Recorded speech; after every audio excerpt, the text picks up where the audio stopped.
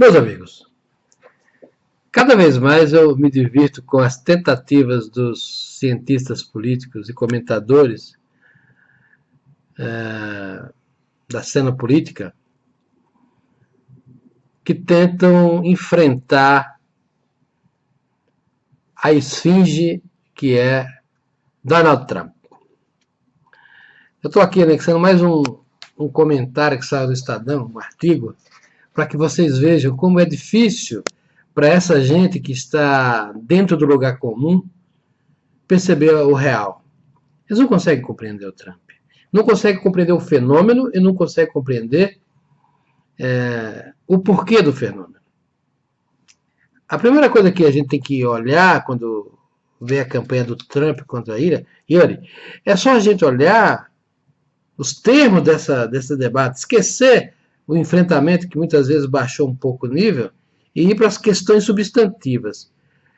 A primeira questão substantiva que essa gente foge de olhar é a questão da proposta do Partido Democrata, que estava ainda a passos largos, da construção do governo mundial e a tal da globalização, ou globalismo, como algumas pessoas gostam de precisar. A construção desse governo mundial que tanto eles gostariam de ter. Isso era o divisor de águas entre as duas candidaturas. Então, como é que eu vou comentar o Trump e não vou comentar que ele é contra essa forma de globalização? Que ele é contra a construção do governo mundial e é pelo fortalecimento do Estado Nacional norte-americano e, por tabela, dos demais Estados nacionais. É muito importante isso.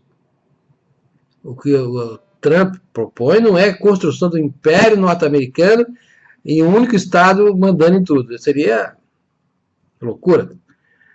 Mas é o contraponto a isso. Então vejam que essa gente não consegue interpretar porque não vê os fatos. Outra coisa muito importante que deriva de tudo isso é que o Trump não quer mais fazer a reforma moral do mundo, como é a proposta dos globalistas. E o que é a reforma moral do mundo? É a destruição dos valores cristãos. Se o Trump, por uma questão eleitoral, fez algumas concessões na área dessa área, vamos dizer assim, no essencial ele não fez. Então o Trump não é um militante gaysista, não é um militante do abortista, não é um militante maconheirista. E muito pelo contrário, não é militante da causa do clima, dessa palhaçada, essa loucura elevada a efeitos de políticas públicas do mundo inteiro. Não tem papo mais de clima. Então isso é uma coisa extremamente importante, porque é o respeito à tradição, é o respeito aos valores da família, é o respeito ao sentimento das pessoas de bem no mundo ocidental. Não respeitar esses valores cristãos, como fazia ou faz a esquerda, e como fez desbragadamente Obama e a senhora Hillary, é querer perder voto e perderam. Essa gente prefere perder a eleição a perder a sua causa. Se danaram. Não é? Então, esse é um segundo ponto extremamente importante que você não vê nas análises de figurões como esse Ferraz aqui que eu botei no anexo. O terceiro ponto que a gente pode colocar é essa recusa do Trump de fazer a globalização econômica, ou seja, a sincronia dos sistemas econômicos e dos sistemas jurídicos, às custas do governo americano, do Estado americano e do povo americano. Acho que esse passo acabou. Não vai ter mais. Por isso que ele disse que vai renunciar àquele acordo do Pacífico, Transpacífico, e mais outros, e o faz muito bem. Esse ponto é muito importante. Então não dá para analisar se você não colocar na mesa essa ideia e ver por que os dois lados são antagônicos. Um quarto ponto que a gente precisa também destacar é essa relação geopolítica com a Rússia. Eu acho que o Trump faz muito bem em negociar direto com o Putin, faz muito bem em murchar a pretensão globalista da OTAN e da Europa Ocidental, e o pessoal que passou a acreditar que podia fazer a guerra nuclear e vencer. A Rússia Não é mole, não. Não adianta querer cercá-la como fizeram na Ucrânia ou tentaram fazer na Síria. Quebrar a cara. Os russos não são de brincadeira. E o seu espaço vital não vai ser invadido. Eu já disse várias vezes e repito aqui. Geografia é destino. E a geografia é o seguinte: a Ucrânia é parte do Império Russo. E a Síria, por extensão, também, porque é o único pé de apoio que eles têm no Mediterrâneo. Não vão deixar a coisa desabar. Que, aliás, eles tinham um segundo polo de poder no Mediterrâneo, que era na Líbia. E deu no que deu, né? A Rússia concordou com a tal da restrição aérea lá que a Hillary propôs. 2 dias depois, o Gaddafi estava morto. E a gente viu como é que as coisas acabaram. A Líbia, que era um país organizado, um país rico, um país luxuriante, né? Negócio bonito de ser visto. Agora está nesse caos que a gente está vendo, custando vidas, custando horizontes, custando sonhos, custando... O que espera hoje um líbio, depois dessa tragédia toda? Não espera grande coisa, não. Quando muito sobreviver. Eles queriam repetir a dose lá na Síria e a Rússia não deixou, e eu fiz muito bem. O negócio é tão sério que eu estou começando a achar que quando o Trump assumir, a guerra na Síria acaba assim. Como se nunca tivesse existido. Porque vai acabar a grana que financia os insurretos, vai acabar a remessa de armas, vai acabar o motivo real dessa loucura toda. Isso é muito bom, né? Então a gente tem que ver que tem que discutir esses pontos quando tem a candidatura de Trump. E um quinto ponto que eu colocaria muito interessantemente é por que o eleitorado americano votou no alemão lá, no Camarão, né? Por que votou?